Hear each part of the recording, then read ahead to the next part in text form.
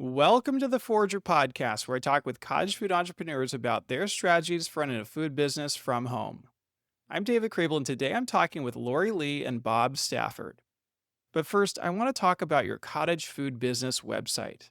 I recently researched all of the free website builders out there and found that the best one for cottage food businesses is Square Online.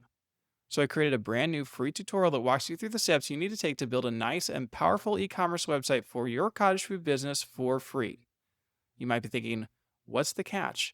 There isn't one. Square Online is a really incredible tool that I personally use for my own business. And I'm constantly amazed that cottage food entrepreneurs still use other website builders like Wix, Squarespace, and GoDaddy. So if you want to learn more, you can watch my free tutorial by going to forager.com/website. All right, so I have Lauri and Bob on the show today. They live in Surprise, Arizona, and sell low sodium spices and seasonings with their food business, Lauri Lee's. Back when Lauri Lee invented her low sodium seasonings, she had no intentions of selling them, but soon many friends and family were asking for them as well. So in 2023, Lauri Lee and Bob took a big leap of faith and pursued this business as their only source of income. And in just the past 2.5 years, they've already sold over 20,000 containers of their seasonings. In this episode, Lauri Lee and Bob share the strategies they've used to continue scaling their business by becoming a major presence at their markets, adding wholesale accounts, switching to a co-packer, and more. And with that, let's jump right into this episode. Welcome to the show, Lauri Lee and Bob. Nice to have you here. Good to be here. Good to be here. Thank you. Well, can you take me back to the beginning? How did this journey get started for you? I'll go ahead and start on that because it was my fault in a way. In 2018, I had a medical emergency and wasn't sure what it was. Had Lori drive me to the ER and I was having a blood pressure spike, a really bad one. And they couldn't get it under control. So they put me in the ICU. And after a couple of days, they did get me squared away. But I went away from there with a bunch of new prescriptions. And one of the things they said was you need to cut back on eating so much salt. And we tried to do that, and we found that there's not really a lot of low sodium products out there. And the ones that are out there, not only do they not taste good as a rule, they're not very low in sodium. So I had a maximum of about 1,500 milligrams of sodium per day that I was allowed to eat. And that's really hard to do because you can blow your entire budget out and then some in one can of soup. So we were struggling with that. And I just said, you know what? I'm just going to stop eating salt altogether. And Lori's such a wonderful person. She said, well, I go where you go. So we'll do it together. So we tried to just stop eating any salt. And that takes care of the sodium problem, but it leaves you eating very bland food in your diet. So meal after meal was just terrible. So after a while of doing that, I was moaning and groaning to her one day. I can't keep doing this all my life. I'm just going to eat the salt and not worry about it. And she said, no, no, no, I'll take care of it. And a week or two later, she cooked me a meal and it was delicious. And I looked at her and I said, you salted this. And she smiled and said, no, I didn't. And so I said, what'd you do? And she held up like a reused bottle of seasoning that she had filled up with this adobo seasoning that she had invented. And it was delicious. And so I was kind of shocked and everything. And she also created a taco seasoning. Both of those had no salt in them at all. So they were really good for the problem that I was trying to deal with. And they brought flavor back into our diet. So she started creating all kinds of recipes that could use these two seasonings. And there was joy again at our kitchen table. So we did that for a couple of years or so, just eating meals with these seasonings that she had created. They weren't called Lauri Lee's yet because we hadn't started a business on it, but we kept meeting people all the time that were in the same boat. And so at some point, we decided that we really needed to start a business with this and get these products into people's hands because they were going through the same thing we went through and they needed some help. And so we both quit our jobs and started with a little money that we had saved up, not really very much, and started making seasoning in our kitchen and putting it in bottles. We designed all the labels ourselves, did everything ourselves, and started selling it. And it had worked out very well. People started buying it more and more as we went along, doing our little farmers markets, outlets, and different in-person events. And 2.5 years later, it's led us to where we are today, which is in a nice expansion phase. And we've sold well over 20,000 units of our products so far, and people love them. So, Lauri, Like, how did you go about inventing this seasoning? Did you find it online or was it just intuition?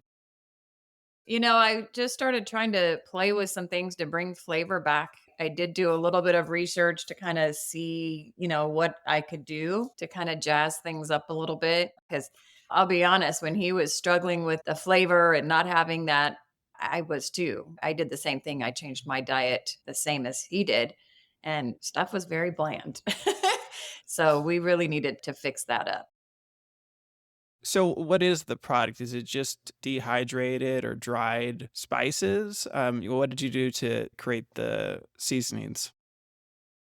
Yep. So we use all natural ingredients, herbs and spices, no fillers, no junk, no dyes like some of them have, just all natural herbs and spices. So just blending great herbs and spices together to make amazing flavors. And clearly, when you started making these, you had no business ambition. So, when did it start to become something you thought maybe we should start selling these? At the time, I was in pharmaceuticals. So I was actually the person sending out high blood pressure medications, among other things, around the country. So I know how much of that goes out every single day. Like I said, when we started cooking with these, they were fantastic. And then we started cooking for our friends, and our friends absolutely loved it. And knowing how much blood pressure medication goes out and how many people we spoke to that had similar issues, we started talking about we need to bring these out because they're delicious and people need them. So at the end of 2019, I quit my job to kind of start getting the business put together. He was still working at the time, but COVID hit. So, of course, that put everything on the back burner for a little while. But COVID actually was one of the things that really Yep. caused us to go ahead and start doing this because I worked at a job where they were going to require me to get a shot for COVID. And I worked from home. I did not want to take the COVID shot. And so they were going to fire me if I didn't take it. So I looked at that as a sign from heaven that it's time to go ahead and quit my job and start this business. We had wanted to do a business for a long time, but never really landed on an idea. It was just a kind of a wish list. But when this happened and we had these wonderful seasonings right there and people loved them and we loved them and there was such a need, it was kind of obvious at that time. So I went ahead and quit my job, gave up a pretty nice paycheck, and we just launched and went for it. So it was kind of a move of faith. And so far, it's paying off pretty good. Yes. Bob, do you feel like your background has helped you in the business? Well, I was a technical person. Since the late 90s, I worked in the IT field, but my background in technical stuff hasn't really made much of a difference. In fact, I've become a lot less technical since I've been out of it. If you don't use it, you can lose it. However, I have also a background in creative stuff. And so when Lauri Lee's came along, we decided to just go in house with things like packaging design. And I handle all of our advertisements, graphics, video stuff for commercials that we've made, and those sort of things. We do all that in house. And so that part of my background has played very well into our business. Yeah, and I also have a similar background as far as creative. So I was a professional photographer for some time as well. So between the two of us, I mean, we photograph all of our food for all of our advertising, and we eat really good during those times when we're doing those photo shoots and video shoots. So Yeah. We were making a commercial together and I said we need to put a bunch of different examples of the food that we cook in the commercial. So we made a meal, styled it up, videoed it, and ate the models. We did that for a couple of weeks straight while we filmed the clips for the commercial, and we ate really good for those 2 weeks. It was awesome. So, did either of you have any kind of background in entrepreneurship, any previous ambitions, or is this just something that fell into your lap? I did not. I did not expect to be running a business, and especially a food type business. I look at it now and I'm like, okay, how did we get here? But it was a great thing that happened out of something that wasn't so great at the time. And when you look back at it now, you can see it was kind of laid out for us. And I had a couple of small businesses that I owned back in the early 1990s, and I was in the furniture industry at the time. So I let go of that and then got a career in IT, as I mentioned. And so this particular business, we had no background in anything related to a wholesale or retail food business. none whatsoever. So everything that we do in this business, we've had to learn by brute force. We utilize the internet. Now we utilize AI to learn stuff. And if there's a task that has to happen to grow our business, we have to learn how to do it. So it's quite challenging. You're spending all of your time working and learning. We don't sleep nearly enough, and we've worked 7 days a week. So owning your own business and trying to be an entrepreneur is not for the faint of heart, but it's been very rewarding. So we continue to learn all the time and gain skills. And sometimes it's a little frustrating to try to figure out what you don't know. Sometimes you don't even know what you don't know. So there's a lot of research involved. It's awesome though. Yeah, so how have you kind of figured that out with the time management and then working together as a team and splitting up tasks? Working together as a team is actually pretty easy. We work really well together. So that's really awesome. We both have a lot of overlap skills. And then I have some skills that I do a little bit better, and he has skills that he does better with. So, but most of the time we overlap. Yes, Lori is extremely talented in many, many ways. She's incredibly intelligent and a gifted person. And so I find that I have to almost carve out areas for myself and say, hey, that's my job because she'll do everything. She's really an awesome person. And to watch her grow into her role has been really enjoyable for me.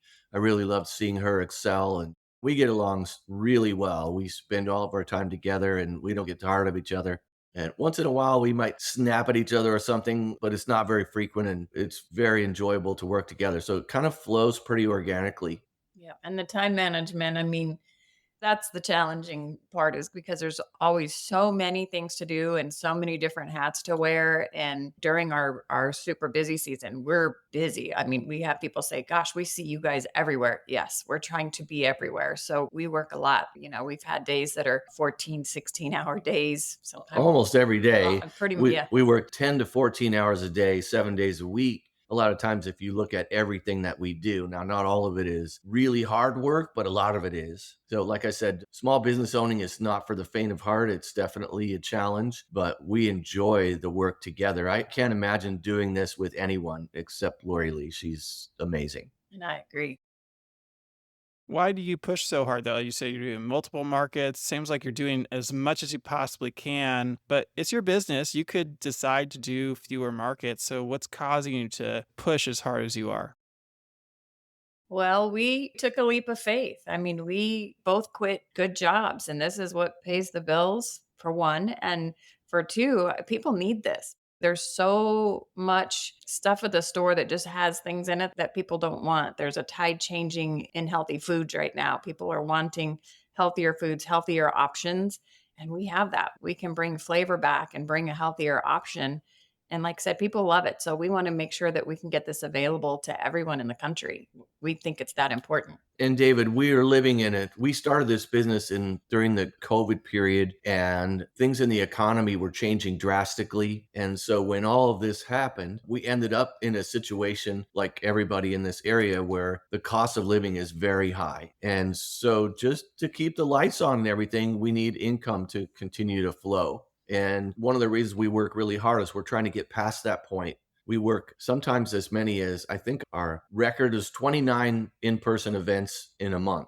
And that's a lot of events. So you're doing stuff most days, and the economy being hard, people weren't buying as much as they would in a better economy. So we've been fighting against those pressures to kind of overcome. And we've done well from the beginning, but we're not breaking records as far as sales and stuff. And it's expensive to actually run a business. So all of those things cause a lot of pressure for us to stay busy. We work extra hard because we want to build this into something where we don't have to do that anymore, where we have income that flows into a level where we can relax just a little bit. And we figure 3 to 5 years it takes to build a successful business is the standard idea. So we haven't hit 3 years yet. We're about 2.5 years in or so, and we're having a good deal of success. We're known all over the place, and people love our products all over the place, and they're very loyal to us. They tell their friends about our stuff, but it's a matter of brand awareness and brand recognition across the country. Our goal right now that we're pushing toward is we want to get our brand in front of a million people to start with. There's a percentage of people that are always going to be interested in a low sodium alternative because of whatever their health or lifestyle situation may be. And so Those are the ones we need to reach. So if we reach a million people, there's a particular percentage that's always going to look for us. And then other people that love flavor are going to find out as well. We have a lot of customers that aren't really worried about salt or sodium intake at all, but they love our products because they taste great. Yeah, we started the farmers markets to build a foundation for our business, to get our name out there, to make sure we have a viable product that people love. And we have found that they do. A lot of times when we're at a market and we're talking to somebody brand new who doesn't know who we are, and we do samples and we're talking about them and letting them smell the seasonings and all those things, we'll have customers come up and actually start talking to those new customers and tell them how awesome the products are and how they use them. And, I'm like, I can just sit back and let them do their thing. But that's why we started the farmers markets. And we started with just three a week working together. And last season, we split up a little bit and started being able to double up and do two markets at a time. So, yeah, we've been very, very busy with that. Yep, we're trying to learn how to build a business past what we're capable of doing with just the two of us in farmers markets. Because when we started our business, I told Lori, I said, we want to behave like a huge corporation as much as possible as far as our professionalism, because that's what we want to be. And so that's the way we've tried to approach it from that standpoint. So we mix those two kind of cultures a little bit together. We're definitely a small business, but we do our best to have our product look like a top flight product and certainly tastes like one. We're really big on customer service and taking care of our customers and also in the quality of our products. So we make sure that we have a 100% clean label in every single thing that we do. And we don't sell anything that we don't love ourselves. And we use the best ingredients we can find. We have a supplier that gives us black pepper. And I never knew there was a difference between peppers. I thought, well, black pepper is pepper. And come to find out that their pepper tastes better than any pepper I've ever had, which is really cool, especially something like our Lauri Lee's lemon pepper. The pepper is a featured ingredient in that. It's definitely part of the flavor. And the black pepper that we get is so good. So we worked really hard to find suppliers that we could work with that had the best ingredients and a great reputation and that sort of thing. So all of those things go into the need to work hard and spend your time doing stuff. And since we've done everything ourselves, we label our own bottles and we have to get those to our supplier, our co-packer, and have our products packaged up for us and stuff so that in an FDA facility so that we can reach across state lines. That's the law in Arizona. So all of that takes a lot of time. Yes, I know you've moved into the commercial space and definitely want to talk about that, but I do want to touch a little bit more on your early days. I know that you started, what, 7 years ago or so, making two different flavors, but you make more than that now. So, what does your flavor or product lineup look like today? Yeah, absolutely. We have six seasoning blends and five hearty dip mixes. So we have an adobo seasoning. That was our very first one that we made. It's 1 milligram of sodium per serving. You can find adobo at the grocery store, but it's usually going to be very high in sodium. The one I can think of right now is about 520 milligrams. So it's quite a difference to go from 520 milligrams of sodium down to one. That was the first one. The second one that we created was the taco seasoning. And our taco seasoning, again, has no salt. So that one's 3.5 milligrams of sodium per serving. Good on shrimp and on fish as well as on tacos. So that's a really good blend as well. Has a little touch of heat to it. One of the things we found when we tried to eat without salt, you'd look at recipe books and, they're wanting you to eat pecan encrusted arugula or something or other, just was not in our natural flow of the way we like to eat. So we like comfort food and game time food and that sort of thing, spaghetti, chili, Italian food, Mexican food, those kinds of things we grew up with and really love. And so we wanted to make seasonings that fit that sort of mold. Chili is one of those super high sodium things that I had to cut out of my diet if I wanted to keep to the low sodium regimen. And she created a chili seasoning that when you put it in your tomato sauce, it instantly becomes chili. The color, the smell, the taste, everything. It's everything you need to make your chili as far as the seasoning part of it. We have a garlic and herb seasoning that's really good. It actually flows into all kinds of things that we found. So making, say, garlic toast with our garlic and herb seasoning, it's wonderful. And now we have garlic toast that doesn't have any salt on it. Well, it has just the tiniest little bit of sea salt mixed in our garlic and herb. And so we have delicious garlic toast, and it's much better than what I used to eat all my life. So that's kind of been our frame of reference for inventing stuff is we invent products that fit in what we love to eat. So the flavor's good to us, we go ahead and sell it. Yeah. We also have an all American burger seasoning. Typically, we weren't eating a whole lot of burgers, but with the burger seasoning we do now, we eat those probably at least once a week, sometimes twice a week, because they're fantastic. And we do have a lemon pepper seasoning as well that is pretty unique, actually. I've not, it's definitely different than anything that's on the market. We don't have any dyes, sugars, oils like most of them do. So, really delicious. And then, of course, we do have the party dip mixes. They come in a tub with enough for three 16-ounce batches of dip. And you mix them in any kind of a base. So, sour cream or cream cheese, hummus, yogurt, that kind of thing. So, really delicious stuff. And the dip mix were a happy accident product. Yeah. That was never a product for us. We were, seasonings, but we were trying to figure out at a farmer's market, how do we show off our seasonings? How can people sample them? Right. So, putting seasoning in your hand and licking that off your hand, number one, it's not really a great idea. And two, I don't really quite know what to do with that when I have to taste seasoning. Like, I don't get that method. So for us, I need it in a food. And Bob was brilliant and said, well, let's try it in a dip. And so we made dip. Yeah, I tried to make a dip. I said, "Let me make it." And I tried to make the dip, and my version of a dip fell pretty flat. It wasn't very good. And then Lori said, like she always does, "I'll take care of it." And she created a really delicious dip mix. Yeah, we used to sample. We'd give people chips and give them a little dip on there, and they'd try it out. And then every week they'd ask, "Okay, how do we buy the dip? Can we buy the dip?" And so now we have 5 flavors of dip that is it's half of what we do. You know, we had one gentleman that followed us around for weeks Yeah. saying, "Are you selling the dip yet?" He would show up at these different farmers markets chasing us around to get the dip mixes. So I said, "Lori, to satisfy this guy, we're going to have to create some retail packages of this." But you selling the dip mix, right? And I know you use a kitchen facility now, and even now Arizona has a food freedom law. Have you considered selling actual dips? We have not. Well, we've thought about it, but it never really got traction with us. There's different laws related to that. And some of the things of creating ready to eat food, the HACCP considerations for that and stuff were more than what we were willing to and ready to take on during that time. We have some thoughts about doing some things with some amazing sauces that Luri's created. And the dips themselves, we would have to refrigerate them somehow or use ice or expand refrigeration facilities that we bring to our markets. It was just an extra layer of complication in what we were doing that we really weren't prepared to engage with yet. Right. And trying to get in a refrigerator section at the grocery store, that's a very limited space and very difficult to break into. People really like having it as a mix because they can mix it in whatever they like. So if they want to mix it in like a blended cottage cheese, they can get a high protein dip.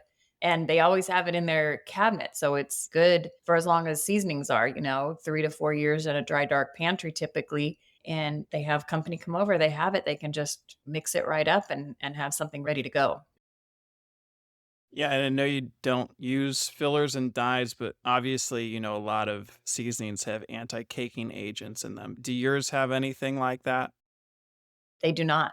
Nope, we don't use any anti-caking agents. Herbs and spices have been around for thousands and thousands of years. Way back in the day, they were currency. And, if you get something that clumps up, which typically ours don't, in a more humid climate, perhaps, but we just tell people just get a fork and break it up in there. The seasonings are good and you can still use them, but we don't typically have that problem. And in the beginning, we did notice some of that, and we changed our formulation just a little bit as far as the way that the spices are ground. So the consistency of that grind made a big difference in the flow of our seasonings. So we haven't had any reports of any of our customers in more humid climates having any real problems. So at the moment, we're pretty satisfied.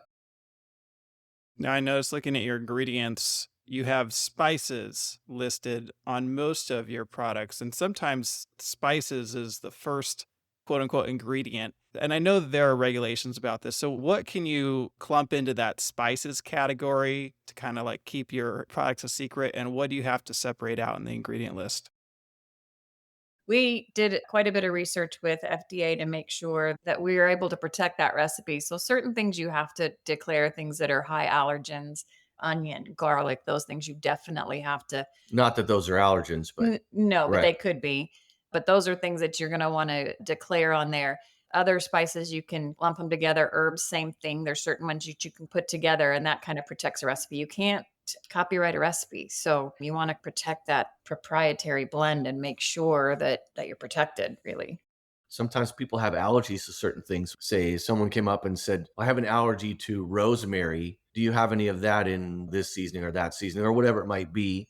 We don't keep it a secret to the point of harming anyone, but at the same time, we have to protect our recipes because people always knock things off. But you don't have to like submit, you clump a bunch of ingredients into the spices category. But you don't have to submit that to the FDA, right? So they don't have a record of what you have in the product. That's correct. Yeah, absolutely. As long as the labeling meets their labeling requirements, it's done in an FDA facility, all of that put together, that's how the FDA works. And I see that your products have nutrition facts on them. Obviously, that's very relevant since you want to advertise how much sodium is in it, how little salt is in your products.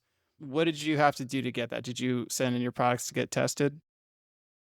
We haven't sent them to get tested yet. That's actually on our near future list of things to do to get official certificates of analysis for every single product, because that can be a requirement for different venues to sell your products in different venues. Some of them will require those COAs. So we haven't done that yet. We did that by careful analysis of known established information on different ingredients and calculated those things up and created our nutrition facts that way. So our COA situation is it's coming up, but not yet.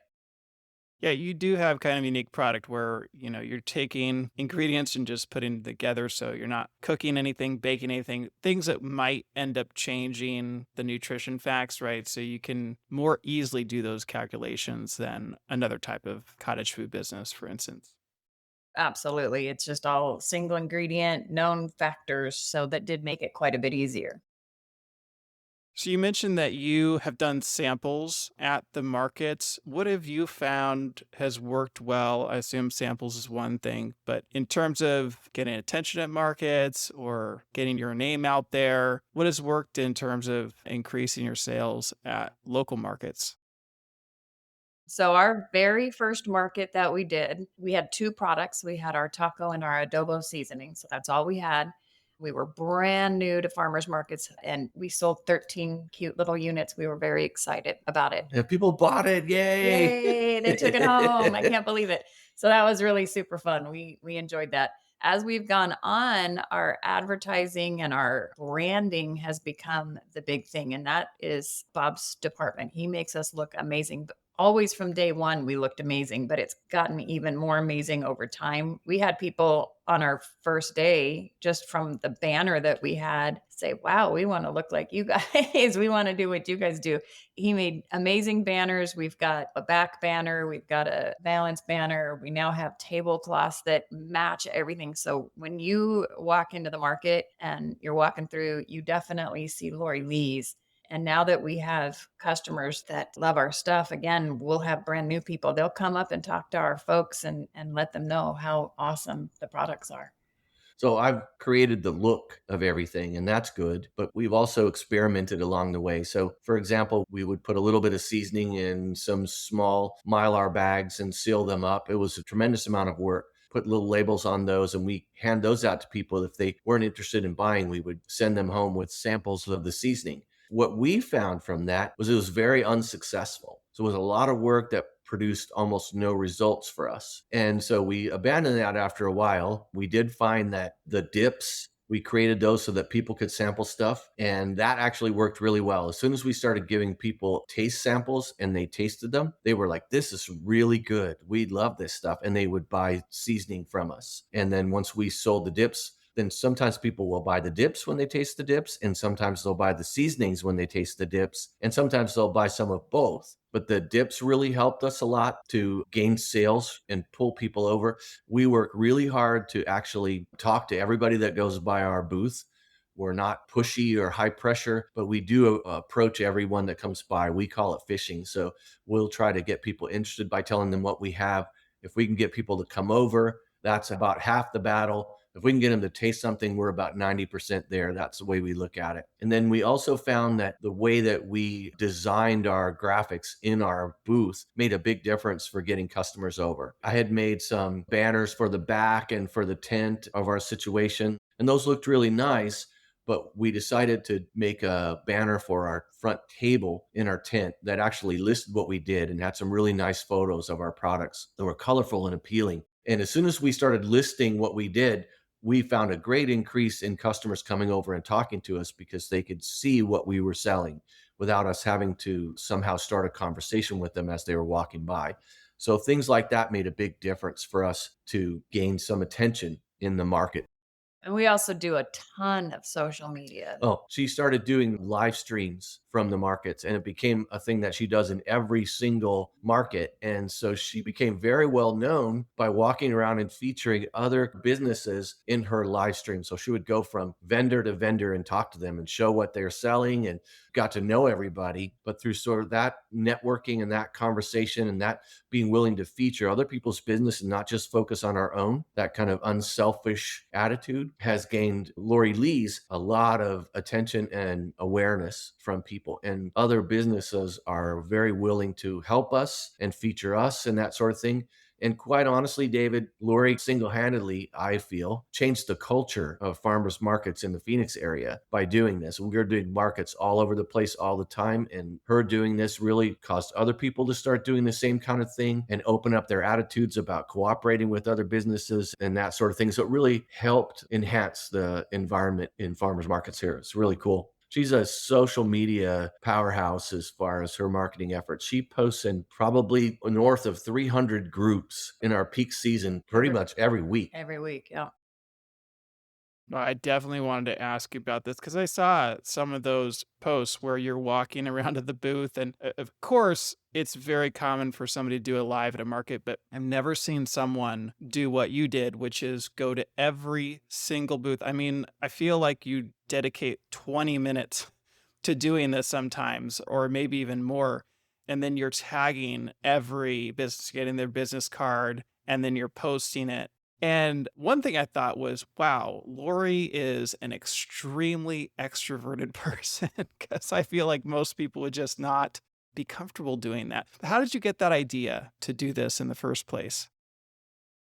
So it's pretty funny, actually. We were kind of just talking about this yesterday. So when Bob and I met, I've always been extroverted, but not really. Like speaking in front of a bunch of people was not my thing. I was kind of shy when it came to that and quiet and not wanting to be front and center. But when we started doing markets and started talking to people at our booth, I decided one day to go and film the market and try and get people to be excited about the market and come down and see all the cool stuff. And the second time I did a video, I walked around, I said, okay, we're going to sample live on social media. And we're going to go, this is going to be great for me because I get to go get some snacks and check out these other businesses Yep. and see what they have. And so we did that. It was just an inspiration she had on the moment. Yeah, it just kind of happened. And now when we go to a market, everywhere that I go, I do a live. And then I go back through and I find those businesses, I follow those businesses, I tag the businesses, and I encourage our followers to go follow them. And we've had people come to an event and say, "Oh my gosh, I didn't even know this was happening," and go buy from another business. And those business owners will come to me and go, "Oh my gosh, these people saw your video, they came down, you made my weekend because this lady bought 8 of my items because she saw stuff she wanted." So it's kind of a win-win. It helps the market, it helps other businesses, and it also helps our business because some of their folks will see them tagged and then come and find us. We've had people say, "Hey, we always come here to get our coffee. We saw you feature them on the live, so we came to find you today." So it's really a cool thing. And you said you post into 300 groups. I mean, how are you finding the time to create these posts? And also, it takes time not just to record the video, but to tag everyone. And then you're posting into all these groups. I mean, how much time are you spending on social media every week? A lot of hours. Yeah, she'll come home from a market and immediately when we get everything put away and complete our work from the market, she'll sit down with her phone and start going through the video tagging people. And so she may spend a couple of hours tagging people. She does a what she calls a blast every week. So she'll spend an entire day pretty much posting in groups. She's always finding new groups. So 300 is the high watermark. It wasn't always 300, it was 50 and then it was 100. She's really good at searching stuff out on the internet and in social media. And so she spends at least a day doing the posting. And then after any events, she's spending 2 hours, 3 hours just doing all the tagging and everything. So I just know to leave her alone and I go about my own business until she's finished doing all that stuff. And it's the dedication that she has to do it. And it's quite a few hours a week. Yeah. And I post on Facebook, Instagram. We started utilizing Nextdoor, which is a great avenue Yeah, for next door is cool. advertising. It's amazing. If you have an event to post on Nextdoor, you can actually share it in the neighborhood, the event neighborhood, which is very cool. So we use that. That's helped quite a bit. We've had a lot of people come up and say, "Hey, saw you on Nextdoor." Great Awesome. reaction from next door. Yeah, Yep. that's been a good one. And now we're branching out into TikTok world. So Just started on we're TikTok. we're adding more and more as we go, but it's been kind of a labor of love. I've gotten to know these business owners, they've gotten to know us.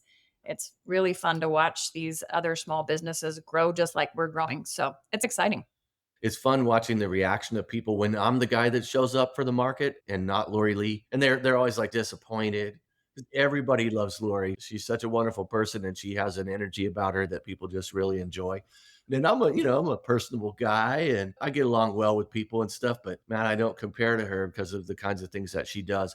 And I don't do as many markets as she does. I kind of do the overflow and the double up events. And they're always like, "Oh, where's Lori at today? Oh, no Lori Lee today." Oh, and they're all sad. And I have to deal with these little kicks to my ego. I don't let it bother me because, she deserves any accolades that she gets.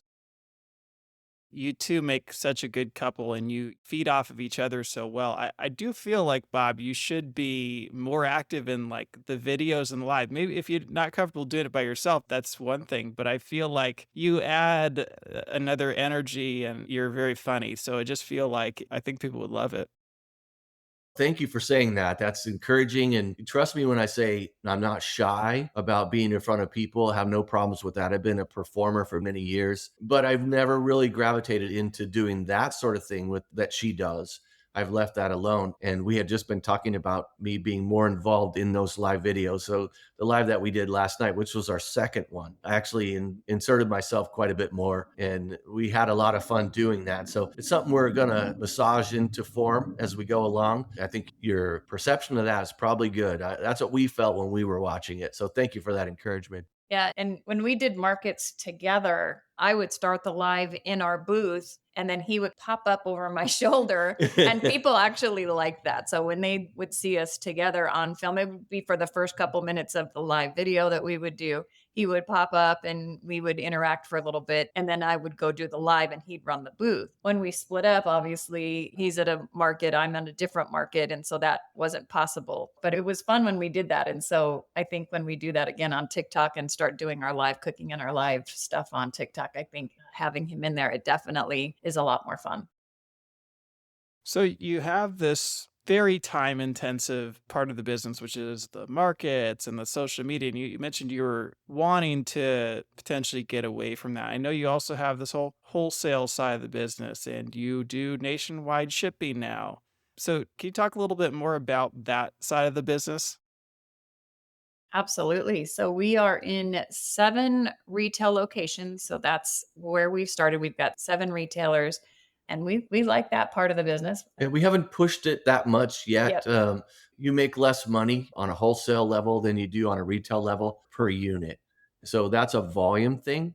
And with the time pressures that markets have put on us, it's hard to stretch past that. That's what we try to strategize on is how can we bridge past being in the markets. We found that after a certain point, the markets become a little bit of a hamster wheel and you're stuck on there. And so you're running and running to keep everything going, but you grow only to a certain point and then you top out.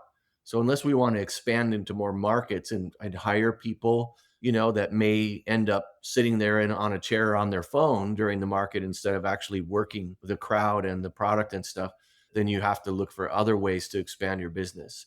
So we're trying to push past a little membrane of resistance to get into more wholesale stuff and more online sales. And we feel like right now that online sales is a little easier for us to push into. We'll find out if that's actually true or not. I don't know. That's what we're working towards right now with TikTok and some other stuff. We're looking at some other online sales channels that may be good, like fair.com, possibly Etsy, eventually maybe Amazon. We're kind of leaving Amazon alone right now in the beginning, bit by bit. So each piece we have to learn a whole bunch of new stuff to figure out how to grow into that space. And so that's kind of what we're doing. And as we do that, then I think we're going to push a lot harder on the wholesale side of things, other retail spaces that aren't ours. So we're in some Ace hardware stores, which they sell actually some seasoning, and some of our Ace stores we do pretty well in. And we're in some little local stores, and we do well in butcher shops. So we're in a couple of those, but we haven't really focused all of our efforts on that. We actually looking forward to maybe hiring somebody who has that skill set to go and acquire new accounts at some point. But God hasn't delivered that person to us yet. When they show up, the light will go on and we'll say, we need this person, Right. but we haven't met them yet. So everything in due time. Yeah, and we stepped off the hamster wheel, when we're in our busy season, like I said earlier, we're doing, 6 to 8 markets a week. It's a lot. And you can't really push forward when you're just running from market to market to market and prepping and doing all the things you have to do. So it's hard to get anything else really done. So for the summer here in Arizona, it gets hot and outdoor markets, there some of them still exist, but a lot of them go away. And there are indoor markets, not as many as you would think. So we just kind of stepped off the hamster wheel a little bit. We went from 6 to 8 a week to 2 markets a month for the summertime so that we could build this business. And we worked really hard to get stuff done during this time that we're not having markets. So it's an exciting time. So, how long were you doing the cottage food thing from home before you moved on from that? We did it for about a year, just a little over a year. It was a little over a Yeah, we year. started in January, and by the next March, we were ready to push to the next level. We were doing markets, and then, on our off days, Monday, Tuesday, Wednesday, we were blending here at the house with my little KitchenAid mixer, doing small batch everything. Yep. Hair nets, all Yeah, that stuff. the whole Yeah. thing. So the house smelled like tacos quite a bit. All the time. Seasoning dust everywhere. As the cottage laws here were conducive for us, and so we definitely launched into that. We always had a vision for our company, our business that would take us past cottage. We were also looking for a way to get out of some of that work because it was even more labor intensive in a lot of ways back then because we Yeah. had to do our own packaging. So it was a constant flow of doing tasks, and we wanted to get out of that as well. And because of the laws here at the time, if you wanted to go across the state line, then you had to be doing that stuff in an FDA facility. So we found a company that we really liked, and it was one of our suppliers. And so we focused on them and worked out a deal with them to package for us. And that allowed us to sell from our website. So over half of the United States so far have placed orders. And we have a lot more than that that's gone to other states and Canada and even places like England. So, you're now using a co-packer, correct?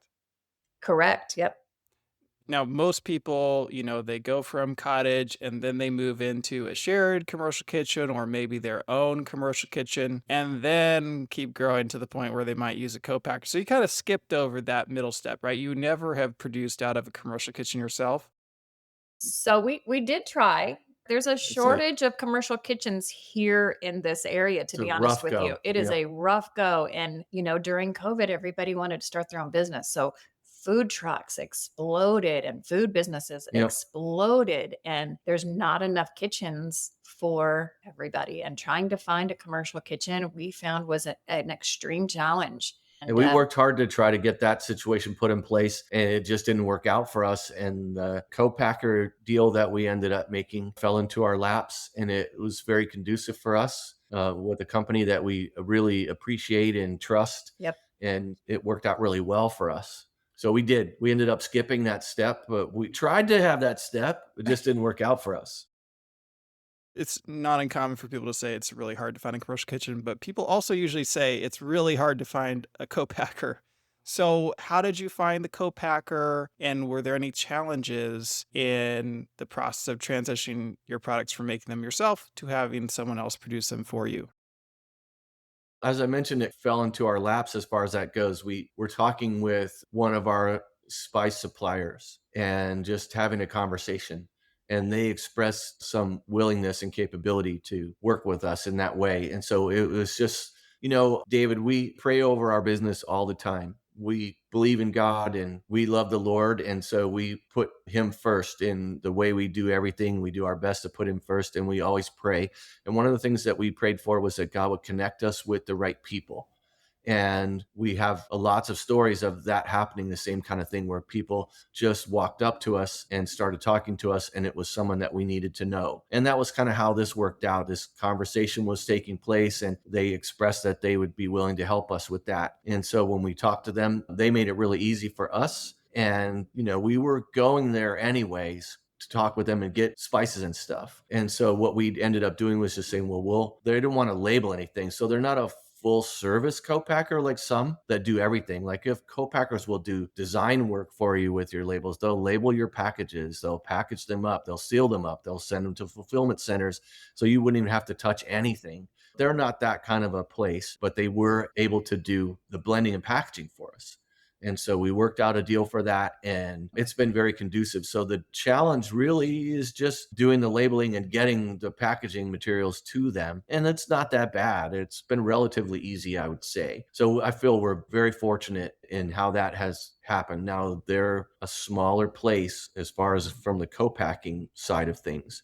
We foresee that we may have to grow away from them at some point and go to one of those more full featured co-packers and, hopefully get into fulfillment centers around the country and that sort of thing. But it hasn't hit yet. It's one of those things like when you can't do it anymore the way you're doing it, then you need to move on. So we are looking and planning. Believe it or not, we used AI to help us find a bunch of co-packers. And so we're casually exploring that as we go and getting ready for the next growth spurt, which hopefully comes pretty soon. This has really taken a lot off of the table for us. Like I said, running the hamster wheel of doing the packaging, blending, bottling, sealing, the whole thing. And then, as soon as you're done with that, you got to go order the supplies. It's a lot of work. It's a Yeah. lot to keep up with and to make sure you have what you need, and they handle it, and it's fabulous. It's actually helped us to be able to grow. And we are right in another growth phase. So these growth phases are fun. They're challenging, but they're fun. Exciting.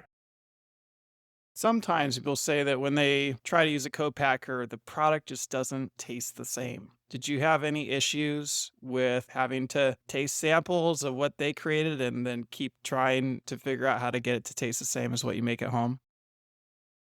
No, actually, because they were our supplier for the ingredients that we were using to begin with. So it was a very nice, easy, Mhm. smooth transition for us. We worked really carefully with them to make sure that the recipe, they had everything that they needed, but they're using the same supply that we would use here in the house. So it was really quite easy. Yep. As far as the ingredients goes, there wasn't really any change, and of course they were willing to sign an NDA, so we agreed not to give away their information, and they're not releasing our information, so that was good. And then we looked carefully at their methodology and how they blend everything, and we found that it was going to be good. Now, the way that we know, we can't go and test every bottle and make sure that everything is perfect. But one, our customers continue to love the products. And two, we'll oftentimes just grab a bottle off the shelf because we don't really use any other seasoning other than Lauri Lee's. We find that's more than sufficient for our needs. And we haven't even explored how far we can go with those. So we eat our own products in our meals every day, supports my low sodium needs. And so we'll break out bottles right off of our out of our stock room and open them up and use them. So we know that everything that they're providing for us is top flight. You mentioned that, you might eventually consider a more full-featured co-packer, but that would be one potential problem there because usually co-packers want to use their own ingredients, and you said, like, for instance, your lemon pepper has pepper that is better than any other pepper you've had, and it's possible that you wouldn't be able to use that same pepper and same ingredient. So I don't know if you've looked into that or if there is anything you've learned about how to take that next step without compromising the quality of your products. Well, we have given that considerable thought as we ruminate and plan for these changes that will come at some point. And so it is a real concern. For us, I think we're pretty hands-on in making sure that our product is the best when it goes out. And so anywhere that we go, we're going to be really researching and We're gonna being have to on. show up on site We're and going to be see it there. and then do constant checks too. You Yeah. know, we've had discussions about, well, how can we do quality checks on a larger co-packer that may be in another state? So we would have to figure out, we don't have an exact way that we're gonna do that yet. It's something that we're still studying on. But it's definitely in the forefront of our mind because we want to make sure that our customers get exactly what they're getting now because they love it. Yeah, we can't compromise on the quality at all. It's part of our credo and we refuse. So it'll have to be the best or it won't happen. Another thing that oftentimes is a barrier to getting a co-packer is that they have minimum order requirements. So, did you have to order a certain amount, like 1,000 units or 10,000 units, just to get them to produce and package for you? Well, our current co-packer is very easy to work with and they take good care of us. So they don't even have an MOQ for us. They have allowed us to order as we go and they just blend it for us and package it for us. And if we can order as little or as much as we want. So they put a lot of trust in us. You know, we're making them more and more money as our sales grow because we've grown year over year every single year so far. And they have been really helpful. We're going to be sad to leave them behind. We keep telling them we're getting ready to grow our sales. And so you're probably going to have to hire some people. And they're like, well, okay, we'll do it. So we'll see how far it will go, but they have been really easy to work with. And you know, you're hitting on all of our concern points for the next phase of Lauri Lee's. So if we have to order 10,000 units or whatever of each thing to get started, we'll have to do that in some way or another. We're going to have to make that work. We're almost at a point where, in most businesses, I think when they get to right around where we're at, they need an infusion of cash to make that next step, to get past that membrane of resistance that I talked about a little while ago. And we've considered that idea. It would be nice if a bag of money fell out of the sky, you know, and landed in our front yard and that we could use to fund an expansion. But so far that hasn't happened. So at some point we may need some sort of an investor or something, but you know, it's not a something that we're looking at right now. We don't have any prospects for that. We're not seeking that out. We're just trusting God every day and taking each step as we go. So we just keep putting one foot in front of the other and try to take each step, keep learning, researching. Like I said, AI is a great help in finding information that otherwise could be very difficult to find. So we do a lot of searching with Chat GPT and talking to AI about different kinds of things. That's helped us a lot. You know, we go slow in part, David, because we do have to learn everything that we need to do. You can't just dive into it unless we have people come alongside to work with us that know this stuff already. We have to learn it. So right now it's Lauri and I, and we're going to push it as far as we can with us and watch for our key people to show up in our lives. Yeah, and it's funny, we take slow measured steps, but quite frankly, it actually moves very quickly too. So I mean, we're only a little over 2.5 years in, and we've made a lot of growth in that period of time. And we've grown quite a reputation for our products and for our business and for our customer service. So I think we've done a lot in a short period of time, but we do take slow measured steps to make sure that we're doing everything correctly and learning those steps. Do you feel like you've taken any missteps or any things that you felt were mistakes over the last 2.5 years as you've grown? Don't feel like we have. I mean, anything that we've had one or two really minor things, very minor, may have cost a little bit of money here or there, but not anything major. We've really worked really hard to make sure we're doing all the right things and make sure it's all done properly. We try to figure stuff out and be very considerate about things. And sometimes we've tested some methodologies that didn't work out so well. Like I mentioned, the sample packages before, and that we spent a good amount of money doing those and quite a bit of time and hope that that would produce some new customers. I think we gave out thousands of little sample packs of seasoning. And we had, that I know of, maybe two people out of thousands and thousands of these packets we talked to that came back and bought stuff. And so that was I guess you might call that a misstep. I don't really consider it that way. It's a learning experience. I don't feel like it was a mistake that harmed us in any way. We did a big event. We're thinking, how can we can't make enough dip cups for this?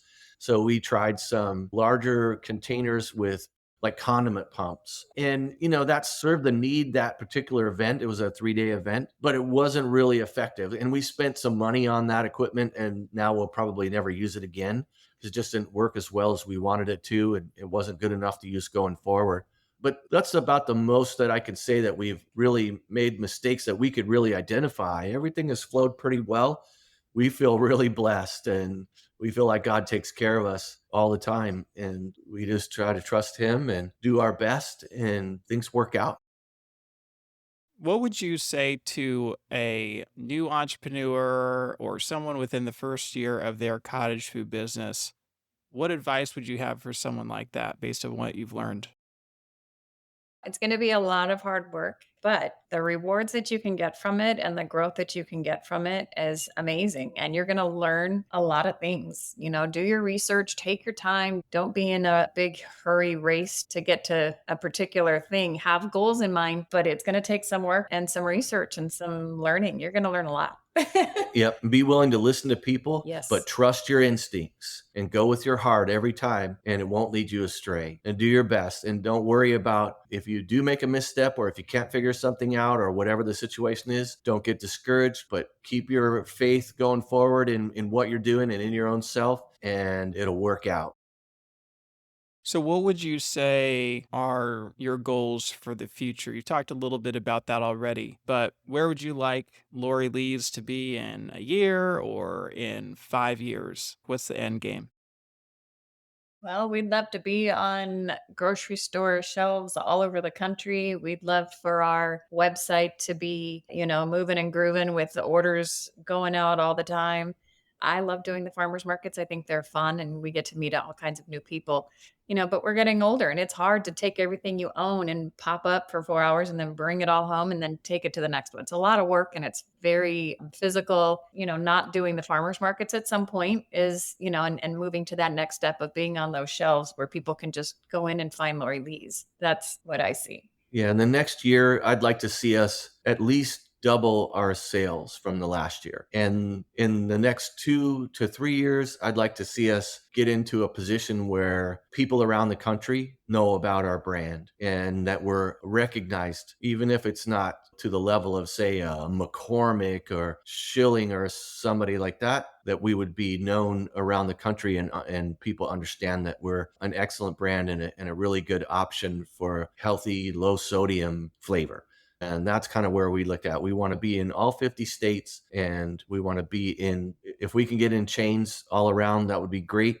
We'd like to try to double our sales really every year if we could. And if we don't have a forecast that necessarily shows that, but we have a vision in our mind and heart that says we can get there. And if we can learn enough and we can absorb and retain and execute on that knowledge, then I think we can get there. And if we're basing on the sales that we've had so far, we're going to be able to get there. Yeah, people really love our products by and large, and we have a very loyal customer base, as Lauri has expressed earlier. And so those things kind of lead us to believe that pretty much the sky's the limit if we keep going, don't get discouraged, and if we can bring the right people to bear around us in our business, and God will keep connecting us with people, it'll work. Well, thank you so much, Lauri and Bob. Now, if somebody would like to learn more about you, where can they find you or how can they reach out? Our website is www.laurilees.com. That's LAURILEES.com. We have a full online store on the website. We also do have a mailing list, so you can sign up there, and occasionally we'll send out coupon codes and product drops as we release new products. Yep. We welcome emails. So our email address is on our website. Yep. It's customer care at laurilees.com. And we are always available and happy to answer questions about our products. We're also on Instagram, Lauri Lees _ LLC.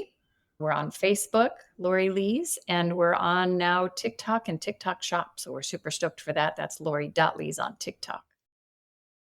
Well, thank you both so much for coming on the show and sharing with us today.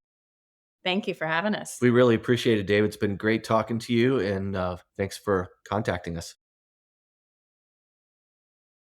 That wraps up another episode of the Forager podcast. For more information about this episode, go to forger.com/podcast/148. And if you feel like you've gotten a lot of value from this podcast, I have a favor to ask you. Could you take a quick moment right now and leave me either a review on Apple Podcasts or a rating on Spotify? It's truly the best way to support the show and help others like you find this podcast. And finally, if you're thinking about selling your own homemade food, check out my free mini course where I walk you through the steps you need to take to get a cottage food business off the ground. To get the course, go to cottagefoodcourse.com. Thanks for listening, and I'll see you in the next episode.